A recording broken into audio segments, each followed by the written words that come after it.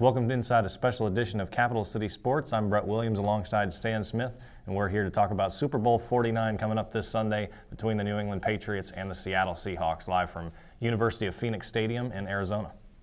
Yes, it is the second year in a row that two number one seeds have been in the Super Bowl. Last year was Seattle and Denver. This year it's going to be New England and Seattle. Yeah, both teams absolutely dominant on their home fields. You kind of had a feeling going into the playoffs that it would be very tough to beat, and they held firm.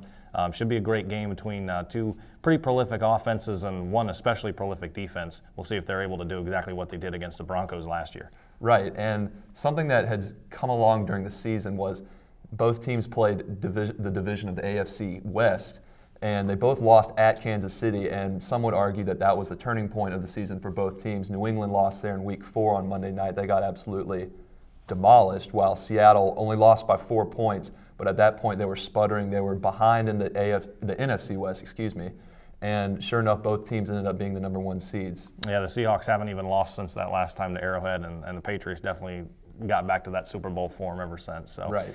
We'll take a look a little bit more into the details of this game. For Seattle, their whole point has been finishing. And you look at the playoffs and how they got here, taking on Carolina in the divisional round. Panthers were only down 4 going into the fourth quarter, and the Seahawks ran away with it from there. The Packers were up 12 with 4 minutes to go in that game. The Seahawks found a way to come back, win in the fourth quarter in overtime. And then even last year in the Super Bowl, everybody didn't know what they were going to bring against the Broncos, and they proved they're the best team in the NFL when it comes on how to finish. Absolutely. This is just a dynasty in the making, so to speak. They're going to have to re-sign some key players in this offseason because many players have to have their contracts renewed at the end of the season. But this might be like the best shot for them to repeat. Absolutely. The Seahawks have a very special formula going there with Pete Carroll being able to manage all the different personalities he's got on his team. We've seen that in all the press conferences this week. They're letting their best faces shown. But then again, as we turn to New England, going with Deflategate and all the different media scrutiny that always surrounds that team brings a special element to this game in terms of who's going to really shine brightest on that stage. Of course, and ever since, you can say, Spygate, they have gone through so much adversity, so much turmoil, and they haven't missed the playoffs. Only one season, that was when Tom Brady was hurt, and even in that season, they went 11-5 with Matt Castle. Other than that, this team has been the model of consistency for the NFL. Every other team wants to have their team just like the New England Patriots, winning the division year after year and competing for a Super Bowl. It's hard not to call them a dynasty. Obviously, they still haven't won the Super Bowl since 2004, won it 3 out of 4 years back then. But they definitely want to get back to that elite level now. And they have a great shot. We look at Tom Brady has his offense lined up quite well. Doesn't have the full receiver core that Peyton Manning had last year with the Broncos. Obviously, didn't make a difference in terms of the Seattle defense. But he's got Rob Gronkowski out there, a big physical presence with some really great hands, and Julian Edelman as well. We saw a little trickeration that we know he's capable of, and we know Belichick will have in this game as well. Right, and of course Gronkowski is a nightmare matchup because he's too fast for the linebackers and he's too big for any safety or corner. The Seattle's really going to have to play physical with Gronkowski on the line of scrimmage if they want to take control of the New England offense in this game. Also, as the receivers, New England has very fast receivers, Amendola, LaFell, and Julian Edelman. And this is very different from the Seattle team that they faced in Denver last year. Denver had big receivers, Demaryius Thomas, Eric Decker, and those guys, and they were able to get physical with them. And whenever there was a jump ball in the air, it was very easy to knock the ball down. But when you have a fast receiver that can get off the line of scrimmage, they can get open much easier than a possession receiver. It is always all in the details in terms of attacking the Legion of Boom. They have distinguished themselves by far as the best secondary in the NFL. We'll see if the Patriots can pull it off this time. One thing to mention, too, is Russell Wilson, who gets a little bit overshadowed, I think, pretty much every time the Seahawks take the field because you're worried about the defense. You're thinking about Marshawn Lynch going beast mode. But when it counts, Wilson plays pretty much unlike any other quarterback in the league. I mean, last week even 4 interceptions. He showed he was human during that game, but then he showed why he's so good at the end. In those last 4 minutes in overtime, 6 for 7 with a touchdown, also had 20 yards on the ground and a touchdown.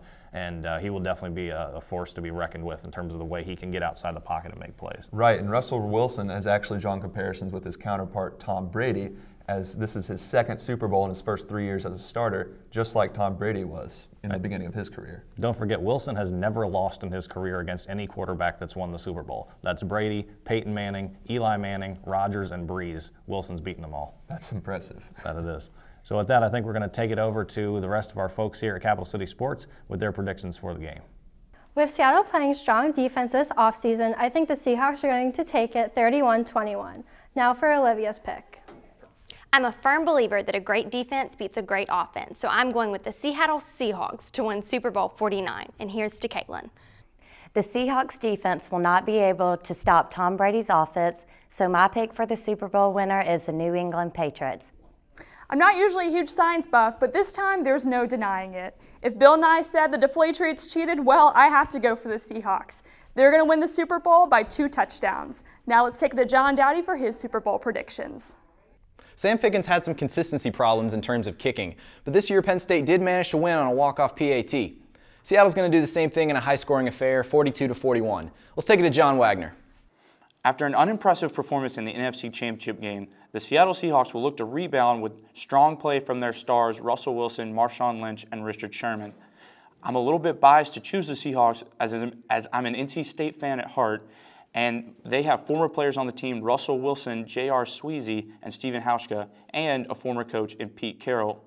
Overall, I think the offense of Seattle will overpower the less than stellar defense of New England with a score of 38-28 and 2 touchdowns from Marshawn Lynch. Now let's go to Nick with his prediction. New England is known for their high-powered offense, but during the playoffs they have not been playing well in the red zone. But Seattle is known for their great defense, and I think that shows out in the Super Bowl. Seattle wins this one 35-31. Now over to you, Brian. Conventional wisdom says to pick against the New England Patriots following their Deflategate scandal earlier this week. However, I'm not going to do it. Although I'm a huge New York Giants fan, the last time the Patriots were in the Super Bowl, they were defeated back-to-back times by the New York Giants. I'm going with the Patriots to beat the Seahawks, 21-17 in a thrilling game. Tom Brady wins the MVP with 3 touchdown passes in the game. So let's kick it back over to Brett and Stan, who have their predictions. Thanks, guys. Now, Brett, what do you see happening on Super Bowl Sunday? Well, first of all, I think it's going to be a much better game than we saw last year. I mean, I know people expected indeed, for the sake of everybody watching at home, but I know that a lot of people said that it was going to be a close game between Seattle and Denver, and obviously the Seahawks had other plans. I think the Patriots will find a way, even if for whatever reason the Seahawks get up early. We saw New England battle back from down 2 touchdowns twice against the Ravens, and obviously cruised against Indy. So it will be a great game, and the Patriots do know how to finish it this time. But let's take a look at the venue for a second. So go back to 2006, Patriots taking on the Giants at University of Phoenix Stadium, and David Tyree pretty much ruled that day. And the Seahawks, the last time they were down there, beat the Cardinals 35-6, which took them into the #1 seed in the NFC, and they've cruised since. I think the Seahawks, again, are the best team at finishing in this season and in this league, and I think they do it again. Seahawks repeat Super Bowl champions. My prediction, now given when Seattle played San Diego early in the season, that was a completely different team than it is now. But San Diego and New England have very similar teams on offense. They both have very prolific quarterbacks, a big tight end, as they have Antonio Gates. True. Patriots have Gronkowski, and they all have fast receivers and running back by committee, which New England has.